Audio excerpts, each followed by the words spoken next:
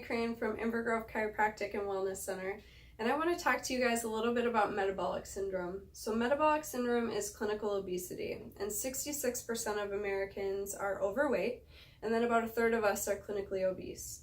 So the factors that we need to look at are on the board here. So there's 5 of them. There's blood pressure. We need that to be normal and not too high.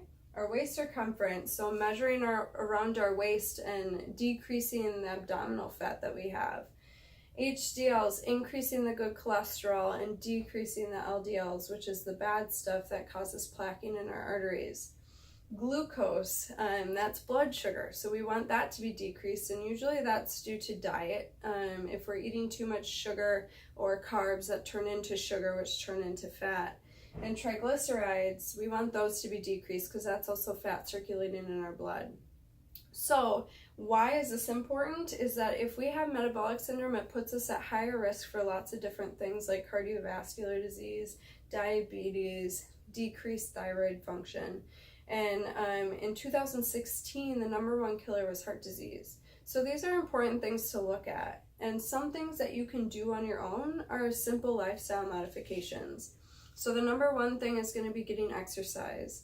Now when we get exercise, we want to get 5 days a week, 30 minutes a day of getting that heart rate up and getting that sweat going. So whether it's a brisk walk or a bike or going for a run, whatever that is for you and whatever you like to do, get out there 5 days a week. And then 2 days ideally would be strength training. So you don't need a gym membership or anything fancy. You can just do body weight stuff. So whether that's push-ups, sit-ups, jumping jacks, air squats, lunges, whatever you like to do, just to get some of that strength training, because the more muscle we have, the more fat we're going to burn, and the more this stuff is going to decrease or increase. So with that being said, dietary stuff too. So we want to look at our diet. Are we eating too much sugar? Are we increased in our carbs in the sense of breads or grains or pastas? Because that's going to turn to sugar if we're not working out and using it. So unless we're a marathon runner, we probably don't want a pasta load. Instead, we want to do more veggies and fruits. So go to your local farmers market. Those are up and going soon or right now, and that way you know where it's coming from and it's all local good foods. So when we're grocery shopping, go around the perimeter of the grocery store versus down the aisles, right? Because the aisles have all the processed boxed stuff that we don't want.